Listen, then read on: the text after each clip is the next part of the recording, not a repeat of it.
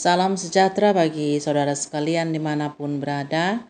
Firman Tuhan untuk kita pada PJJ tanggal 31 Agustus sampai 6 September 2025 tertulis pada kitab Galatia 2 ayat 6 sampai 10. Demikian firman Tuhan. Dan mengenai mereka yang dianggap terpandang itu, bagaimana kedudukan mereka dahulu, itu tidak penting bagiku, sebab Allah tidak memandang muka, bagaimanapun juga. Mereka yang terpandang itu tidak memaksakan sesuatu yang lain kepadaku. Tapi sebaliknya, setelah mereka melihat bahwa kepadaku telah dipercayakan pemberitaan Injil untuk orang-orang tak bersunat, sama seperti kepada Petrus untuk orang-orang bersunat, karena ia telah memberikan kekuatan kepada Petrus untuk menjadi rasul bagi orang-orang bersunat, ia juga yang telah memberikan kekuatan kepadaku untuk orang-orang yang tidak bersunat. Dan setelah melihat kasih karunia yang dianugerahkan kepadaku, maka Yakobus, Kepas dan Yohanes yang dipandang sebagai suku guru jemaat berjabat tangan dengan aku dan dengan Barnabas sebagai tanda persekutuan, supaya kami pergi kepada orang-orang yang tidak bersunat dan mereka kepada orang-orang yang bersunat. Hanya kami harus tetap mengingat orang-orang miskin, dan memang itulah yang sungguh-sungguh kuusahakan melakukannya.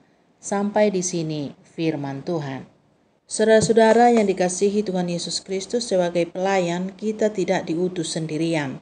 Tuhan memperlengkapi kita dengan teman sepelayanan agar kita bisa saling mendukung dan menguatkan. Seorang pelayan tidak seharusnya menanggung pergumulannya sendiri. Ia perlu memiliki tempat untuk mendapatkan penguatan dari sesama. Dalam hal ini, kerendahan hati dan kemampuan melihat kasih karunia Tuhan yang diberikan kepada teman sepelayanan sangat diperlukan.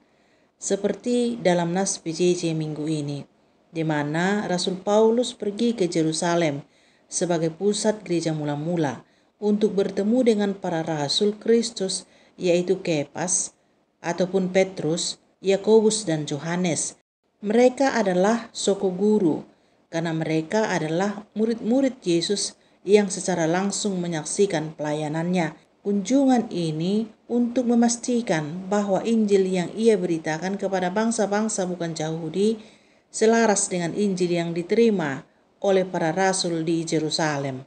Dalam Galatia 2 ayat 6-10, Paulus menjelaskan bagaimana ia memberitahu mereka tentang anugerah pelayanan yang Tuhan berikan kepadanya, yaitu memberitakan Injil kepada orang-orang bukan Yahudi. Ia menekankan bahwa orang-orang ini tidak perlu disunat, sebuah praktik yang sangat penting bagi orang Yahudi. Paulus merasa penting untuk menyampaikan hal ini agar tidak ada perbedaan pandangan di kemudian hari di antara para rasul. Kehadiran Paulus disambut dengan baik. Para rasul itu menjabat tangan Paulus dan Barnabas sebagai tanda persekutuan. Jabat tangan ini adalah simbol pengakuan bahwa Tuhan telah memberikan karunia khusus kepada Paulus untuk melayani bangsa-bangsa lain. Mereka mampu melihat anugerah yang nyata dalam diri Paulus dan menerima tujuannya. Mereka memberikan pesan yang jelas kepada Paulus. Ia harus terus melayani dan menyampaikan Injil kepada orang-orang bukan Yahudi, sementara mereka akan fokus kepada orang-orang Yahudi. Ada satu pesan mulia lagi yang mereka sampaikan, yakni agar Paulus senantiasa mengingat dan peduli pada jemaat yang miskin. Pesan ini begitu penting bagi Paulus, sehingga ia mengatakan, itulah yang memang aku usahakan dengan sungguh-sungguh. Dari peristiwa ini kita bisa melihat kerendahan hati dari setiap rasul. Ada kepedulian dari para rasul yang tinggal di Yerusalem sebagai suku guru kepada Paulus. Mereka tidak merasa superior, melainkan melihat Paulus sebagai rekan kerja yang setara. Hubungan mereka bukan didasarkan pada kekuasaan, melainkan pada kasih dan pengakuan akan anugerah yang bekerja dalam diri masing-masing. Saudara-saudara yang dikasihi Tuhan, jika kita memperhatikan gereja saat ini, hubungan yang sebaik itu sudah sangat jarang ditemui. Bukannya saling mendukung, para pelayan justru terlihat saling membiarkan teman sepelayanan. Banyak yang enggan mengulurkan tangan untuk menjabat tangan rekan sepelayanan sebagai tanda dukungan dan penguatan. Bahkan tidak jarang ditemui para pelayan, katakanlah pendeta, yang menghadapi masalah secara terus-menerus tanpa ada penyelesaian atau penguatan dari pemimpin yang lebih terpandang atau berotoritas secara manusia. Mereka menanggung bebannya sendiri, menangis sendiri dan berjuang sendirian. Ini adalah kenyataan yang miris dan sering terjadi. Saudara-saudara yang dikasihi Tuhan, kita harus selalu mengingat bahwa Kristuslah yang mengangkat dan memberi karunia pelayanan kepada setiap orang. Kita mungkin memiliki otoritas yang berbeda di mata manusia, tapi di mata Tuhan kita semua adalah sama. Saudara-saudara yang dikasihi Tuhan, konsep teman sepelayanan tidak hanya berlaku di kalangan para pemimpin atau pendeta ataupun majelis, tetapi sangat relevan bagi anggota jemaat.